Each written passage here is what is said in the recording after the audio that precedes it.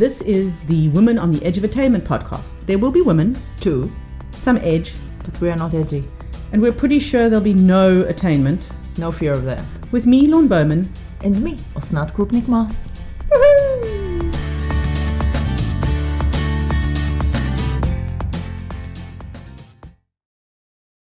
Hello, Osnat. Oh, I hate it when we start like this. Okay, let's start a different way. Do you want me to flash my boobs to you? That would be a great The start. microphone can't see that, though. Oh, the microphone will see it. It looks even more erect now just from the thought. Wait, I'm not shuffling. discussing the position of the microphone. I refuse to get into that. And it's circumcised. Anyway, To make us both feel more comfortable. I don't feel comfortable around circumcised penis. Okay. Or more comfortable, I should say. write. I should write for the end. No, I don't think this is...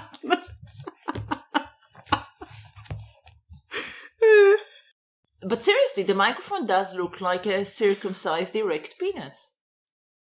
Looks a bit bloated. Because you haven't seen the right size yet. No, It looks standard. No, that would scare me. it has lumps though. All these buttons on the side. It's got an STD. Yeah, the one of them is red. I wonder if there will be seepage soon. If your microphone starts to seep, turn it off. No, don't touch it. Don't Use gloves. use gloves and unplug it. This conversation's gone downhill in like how many? 1 minute 30 seconds. That's how quickly we've gotten here. Right. How did we get to this topic? We got to this You topic. didn't tell what the topic is, so Oh, right. So your topic, your I precious. don't know if it's going to be called, you said conversational etiquette, or It's going to be called something completely different, and we both know it. But give the gist. speech trolls, or the gist is, so somebody important to me, when we were in I was in the middle of a discussion with somebody who was important to me. Hopefully I'm important to them. And it was heated. And I pronounced a word in that person's mind incorrectly. And so in the middle of me talking, I was corrected. I felt like my head was exploding. Really. Actually, I was so annoyed. And I asked, how dare... Couldn't think of anything. How How dare you correct me? know who I am? Yeah. Yeah, something. How dare you correct me? And then it got worse because the person then implied that because I pronounced the word incorrectly, I obviously don't know what it means. And my argument was obviously wrong based on this bit of information. And I pointed out that that was completely untrue. Obviously, just because I can't pronounce a word the way he thinks I should, doesn't mean I don't know what it means. Yeah. And it doesn't have anything to do with my argument's validity. And walked off for a moment and then came back. Yeah, and with added- vengeance. With a death knell, I think it's how you say it, saying, and correcting me is a classist action and I won't have it. And then there was silence. It has never been discussed again. And seriously, did not come up To again. be honest with you, Yeah? you want argument. Why do you give a shit and want to talk about mispronunciation? Listen, I have an accent, so my pronunciation in English always sounds a bit off. But some words, because it's the same words in Hebrew, but you pronounce it differently than in English. Mm-hmm. So sometimes I speak in English, but those words would come out with the Hebrew pronunciation, and then people look at you like, what? It's wrong. And I'm like, oh, fuck you. Fuck you. My wrong pronunciation means I know one more language. I should try that. Oh, that's not going to work for me. No, it's not going to work for you. You barely know the language that you have. Excuse me? You're excused. You may leave the table. No. I'll say it again. There are some things that give me the creeps when people make mistakes, and I know this. And I can it really eats me from the inside, mainly in Hebrew, I must admit, rather than English. And what do you do? Depends who the person is and what is the situation. Because if it's a heated argument, I won't stop unless I want to be extremely passive aggressive. But because Hebrew is my language, in Hebrew we have only aggressive. You know, we embrace the American culture of be aggressive, be aggressive. Okay. That's what we do. We are aggressive. So it depends on the circumstance. But I love the British passive aggressive. So if I want to do this, I would slip in the correction. How would you slip in the correction?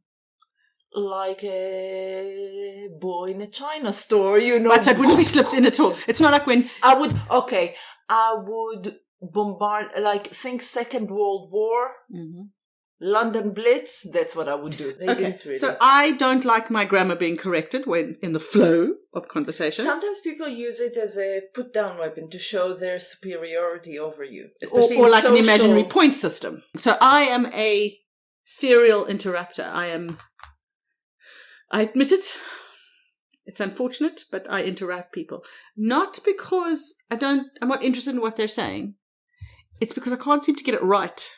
Like, my mouth opens when I don't mean it to. Oh no, I interrupt people because either I lose patience or I know where they're going and I know that they're fucking wrong. And as I said, I have my aggressive culture I brought with me and I just stumble. In the middle of a syllable, not even a word, middle of a syllable, I can just come charging in. I'm much better than what I was. But for British people, it's shocking. One of the other things, in the UK, the different pronunciation, the regional accents that also imply culturally about your IQ and education level, you know, and the other thing is some things though, especially if you're upper class, that make me want to headbutt somebody. Issue. Sorry, with that head... Seju. Oh my God, can't you say tissue, issue? You know, why? I can't. And Stephen Fry, which I adore. But my God, every time you say some of these words, I feel my eyebrows starting to tick. I have this uncontrollable tick. My eye is twitching. Sorry, the headbutting, would that be interrupting? No, that would be finishing it off. Interruption, you can carry on after. This headbutting would get your nose bone into the stem of your brain. That's it, finished. You will never say issue again. Or anything. Schedule. Oh, fuck me. Schedule. It's like when I hear Reese Mogg talking, it makes my skin crawl without even considering the content. Before even just the way, I don't find posh accent to be something to thrive for, too. You see, I don't know what to say. Strive for. Strive. I said thrive. No, I meant strive. You see, you corrected me. Anyway. You asked! Sorry, I'm just laughing off mic. I never thought in a podcast in my life, or ever, to be honest, I would quote from the Reader's Digest. It's an online version. They did 12 golden rules of conversation, which I thought we will find hysterical. Okay, because avoid unnecessary detail. You and I might as well not speak. It says, number one, avoid unnecessary details. Don't sidetrack. I don't think I have a main road. I have only side tracks. I agree. I prefer the little roads. Why must I go down the main highway? Exactly. Why can't I take weird and wonderful routes? Maybe that's what's wrong with my communication. I keep taking people down side roads, and they're like, "We just want to get there." We prefer the M1. Yeah. Yeah. Yeah, I think that might be our shorthand now when you go on M1. Yeah, go back. M1, get back on the... But they have roadworks and there is a diversion. There's always a diversion. There is a diversion and I'm on the replacement bus. Okay. Don't ask another question before the first one has been answered. I mean, really? You're taking the fun out of communicating. Try this with politicians. If you ask someone's children, if you ask how someone's children are, don't jump in with your family health before she has answered. But how is your child doing? Mine are great. But usually I just ask somebody a question because I want to talk about me. I don't really care about their answer. So I do it the pretense thing. I am a caring, attentive person, but I don't really give a shit. I think that's their point. So maybe we should just not ask people questions. Like, if we're not really interested in the answers, hi. Let me tell you about me. Hi, how are you? I'm fine. Good that you asked. Listen, sit down. I want to know. And they're like, but no, I don't care. You're just a figurehead. So number 3. Again, so when I got Are we on number 4? No. Okay. Are you ready? Do not interrupt another while he is speaking. I can't even get it out. No. I can't even get it out. Okay, say it again. I need a moment. No. Number 3 is, yes.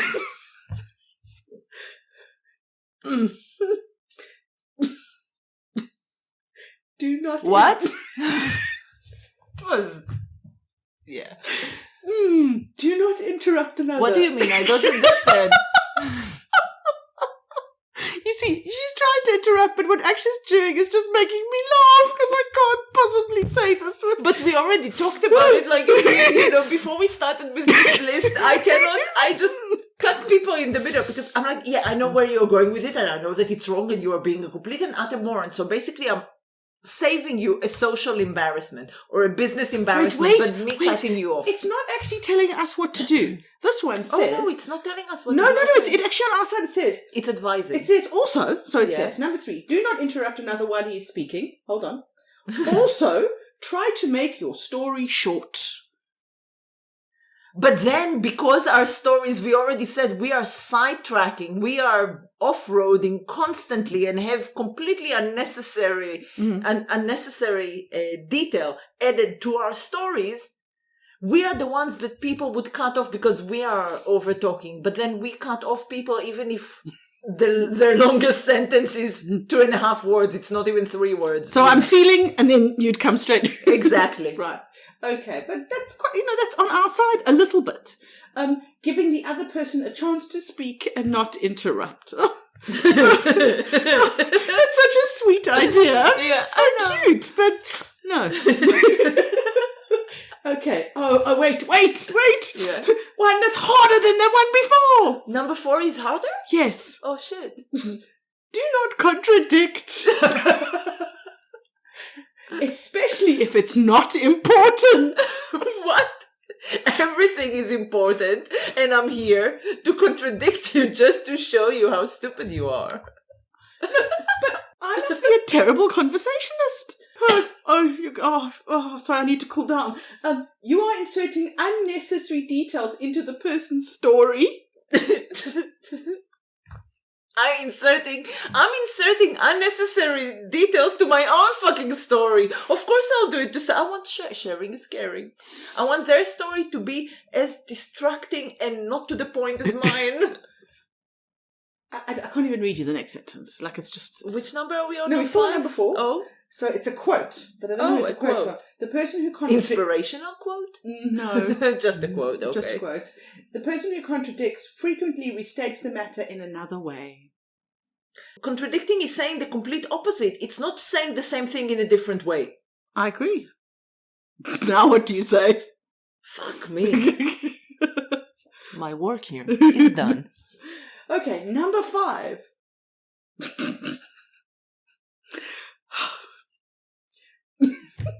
Do not do all the talking. Fuck no. Do not do it. I might as well not leave the bed. Forget the bedroom or the house. We should just stay in bed.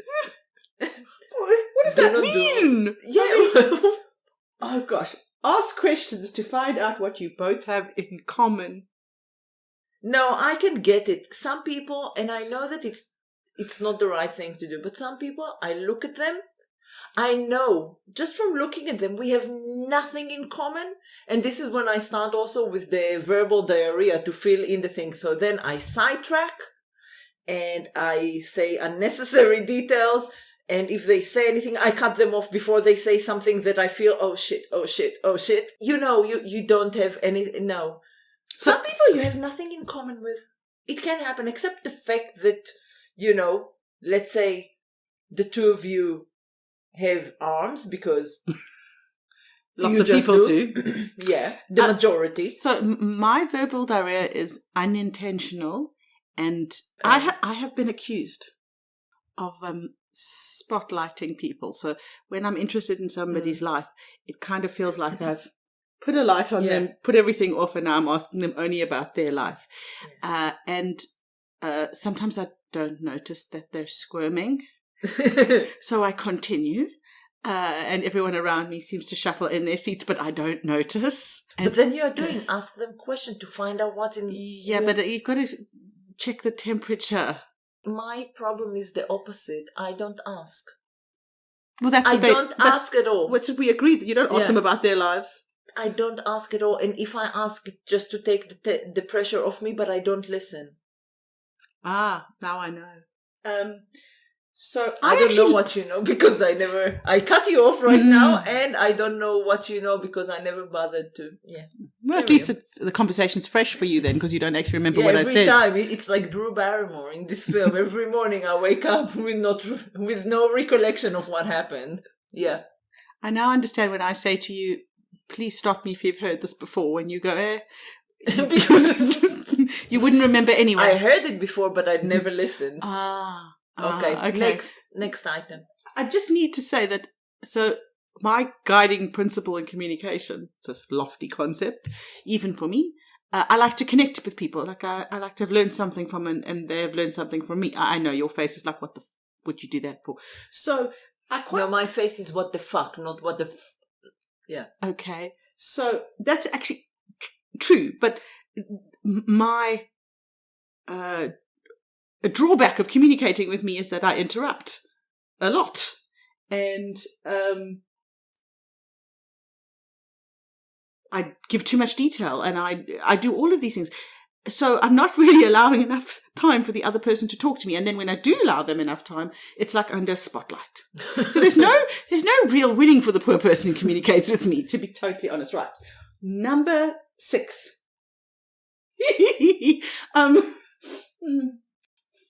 The Reader's Digest never lets you down. No. Don't always be the hero of your story. However, wait. However, the story should have a hero. So it mustn't always be you. It goes against stand-up comedy because it's funnier when it's you. I'm not good at making other people the hero of the story. I shall consider it. But I don't think I don't think it's going to work. No. Because if it's not even when I'm having a fan moment, it just comes out overdone. You know how, let's say a big celebrity dies, whether it's George Michael, David Bowie, Prince, when they all died, all the people that, especially other celebrities that had, condolences or any kind of tweets or posts, they didn't say, oh my God, he was my favorite artist. They would actually bring themselves. I remember the time when I met him and he told me. You always bring yourself into the story, because if you're not in the story, what's the fucking point of the story? Oh boy. It's just, oh fuck, it's what just is getting number worse. 7? Number 7. Oh, you kept track. Choose a subject of mutual interest. Brexit. Politics. Religion. I've often been told not to talk about politics or religion. Oh, they always say never talk about politics, religion. In dinner parties, you should talk about. I must say this topic of mutual interest. I really need to learn how to do that, because I just go way in. Hi, oh, you're eating steak the day, and then I'm just off. Right, I haven't even asked them what they're in, or my personal error. My real blind spot is they've got curly hair and I've got curly hair. Oh, you've got curly hair. I've had such trouble with my curly hair. How do you handle your... Now, the least favorite thing they have about themselves is their curly hair. They don't want to talk about it. But I'm off. When I was pregnant, and you go and you meet another pregnant woman. So now, we are on the same level. But if it was somebody I didn't like, Mhm. like the only thing we had in common was the fact that we had sex and we got knocked up at the same day, probably. Do you also find that your nipples become hairier since you know, that would usually You actually said this? Yeah, I once said it to so I thought you were she pissed me off, so I couldn't handle her. And we were stuck in this something, you know, I couldn't leave. And so her hormones and your hormones, your pronunciation, her hormones and your hormones weren't getting on. no, we weren't getting on. I met her after. Don't do the sexist thing. Oh, it's your hormones. No, it wasn't. I'm asking. Hormones. No, it wasn't hormones. Okay. It was. She was a piece of shit. That's a bit unkind. I'm not a kind person. Right. I don't know if that's going to come up on the list. Yeah. No. The thing was, she pissed me off, and I thought, how do I get her to go and mingle with other people? You wanted her to go away. Yeah, I wanted it to stop. Well, I mean, I think what you said was nicer than fuck off. Or perhaps it was just passive-aggressive. I almost took off my shirt to show her mine. I mean, I could have imagined you saying, I'm not pregnant, I'm just bloated. Yeah, it's like I have a huge fart on its way. The due date is. Oh my God, we're so bad at this. Right. The next one, obviously, and we're going to have to go through it quite fast because it's just, we've discussed this. Be a good listener. You will naturally become one if you follow the above rules. This is number 8. Yeah, well, if you think I'm a good listener, that means I don't listen to a word you're saying. Right now, in my head, I'm doing something completely different that is of, you know, that has more interest to me than you. Right, so number 9. I thought there were only 10, but they look like there are only... No, you said 12. 12. Oh, you said from the beginning 12. That's how much I listen to myself. Yeah, you didn't, and I finally listened. Oh, okay. This is number 9. Yeah. Yes. the conversation should be in harmony with the surroundings. What? So context. Maybe if you're at a morgue, you shouldn't be talking about a celebration. But what if I want to celebrate the life of the dead person? I'm going to try harder. I still don't understand. Does it have more explanations, this number 9? Do not talk about cheese when the moon would be a more fitting topic. God, that's worse. What is this stupid example? Also, don't discount the appropriateness of silence.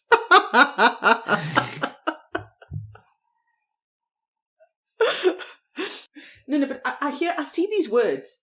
Don't discount the appropriateness of silence. But I feel like I'm back in economics university. Who wrote it? Yeah, Simon and Garfunkel? But I don't understand those words in one place. I don't know what they mean. I don't know either. You don't? Dear Reader's Digest, do not hesitate. Drop us a line and explain. What do you mean? Right. Number 10. Another one that's, just silly. Do not exaggerate. Oh, fuck me. I cannot do that. If I don't exaggerate, it's as if I didn't say a word. I think that's where they're going with this. And you know what? If you listen, after a while, when either it's a partner or a very good friend, over the years, you run out of stories.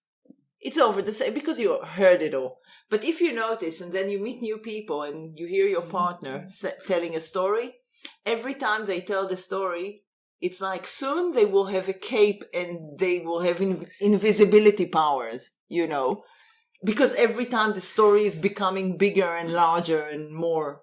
So how long do you think that period is before... But you do the same. Yes. How long do you think that period is before you... Run out of stories? Yeah, when you start repeating. I don't know. The thing is that sometimes I didn't listen to my husband, so I'm sure there are a lot of stories that would feel just brand and fresh and new. So sometimes... He doesn't listen to me either. Don't get me wrong. Okay. So I have a policy with children's films. I never sit with my daughter and watch a whole film because I know we're going to be watching it 10 times. So I'm hoping that every time I watch, there's a fresh bit. And how does it work for you? It's going quite well. I watched something the other day. I was like, You I've should never do- seen this bit. You should do a guide, like 12 ways to watch children's movie. 12 steps. And not lose your mind. Suggest it to the Reader's Digest. Maybe they will advertise it as a... Oh, do not misquote number 11. What? Do not misquote. But if I misquote, how the fuck do I know I misquoted? You can't. They're probably just talking about deliberately, viciously saying something. They've got a trite comment. Use the quotation for the occasion. Do not make an occasion for the quotation.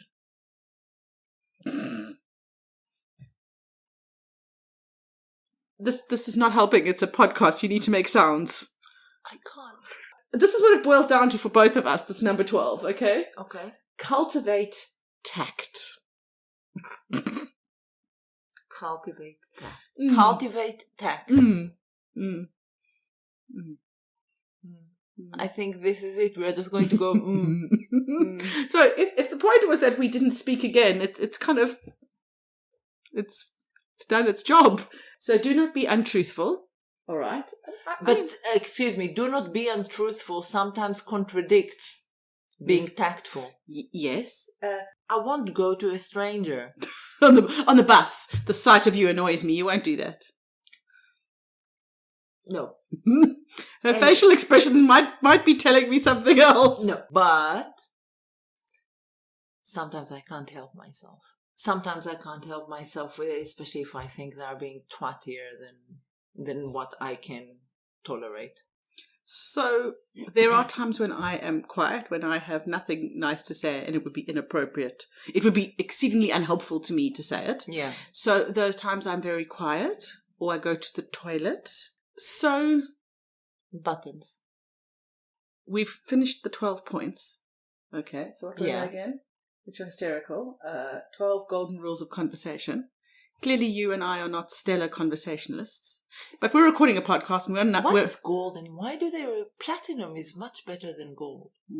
I think you're going off the topic, but I get that. Oh shit, I broke a golden rule already. Damn. I mean, clearly we're recording a podcast, so we can't be that bad at conversations, but, time will tell. The 12 golden showers of conversation. Do you feel enlightened? Oh yes, I feel like I'm a better person already. But I was perfect to begin with, which is a problem. No, if I were modest, I would have been perfect, but... Okay. So much there. I love this sentence. I know that it's lame and it's kind of a dead joke, but it's my go-to. It's kind of like music you're embarrassed for other people to know you like. I'm not embarrassed to say that Yes Sir I Can Boogie is my favorite song of all times and I don't give a shit. I can listen to it in a loop. Okay.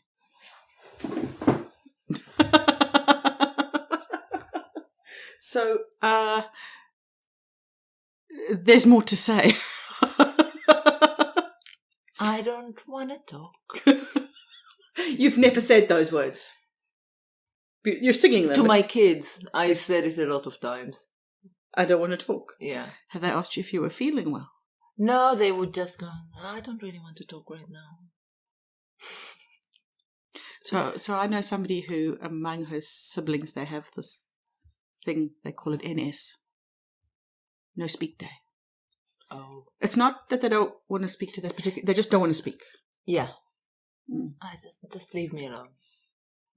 I do have NS days, but it's usually about a particular topic. I wish I could go NS Brexit or NS the state of the world or, NS the education system. That would be good.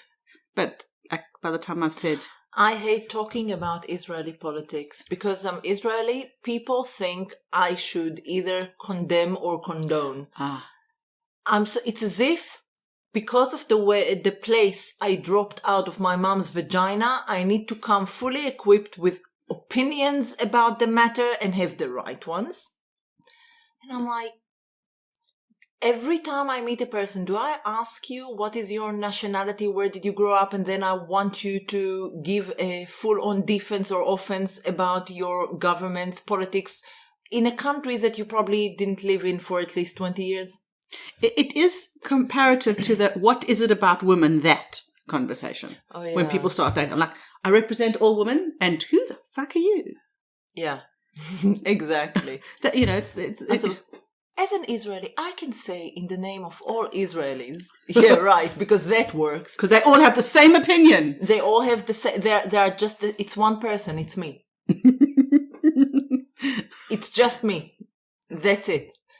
And again, and as well with women, it's just me. There are no other way. It's just me, and what I say goes. That's it. I have the opinion. I represent everybody, whether they want it or not, because they are me. So they have no choice, and they all love listening to Yeser Reich and Boogie. And then what happens is you go, okay, look, I'm going to share my personal opinion, and then they talk to you. I'm fed up with it. This is the one thing that it's a no-go topic for me. What about you write a statement and you go, hold on, I'll get out my personal statement. I'll take. It's like my lawyer wrote it for me. Wait, I need my reading glasses. Yeah. No, I think you should write personal statements about when people say, what is it with women? And as an Israeli. Instead of a business card. What did you ask? As an Israeli woman. Okay, take both. So, we're coming to that time. Right. If you were in a porn film and your co-star said, you are such a good listener. What? Are you talking to me? I thought you were actually asking me to repeat that. No. I answered the co-star.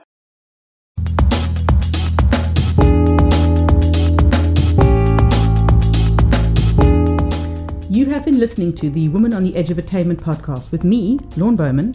And me, Osnat Krupnik-Mas. If you enjoyed it, subscribe, like, and share with as many people as possible. If you disliked it, share it with as many people as possible, so they can suffer too, the bastards. Follow us on Twitter at WTEApod or on our Facebook page. You can also email us on WTEApod@gmail.com or stalk us individually on Twitter at @B_Laun and Mas Life. Music by audionautics.com.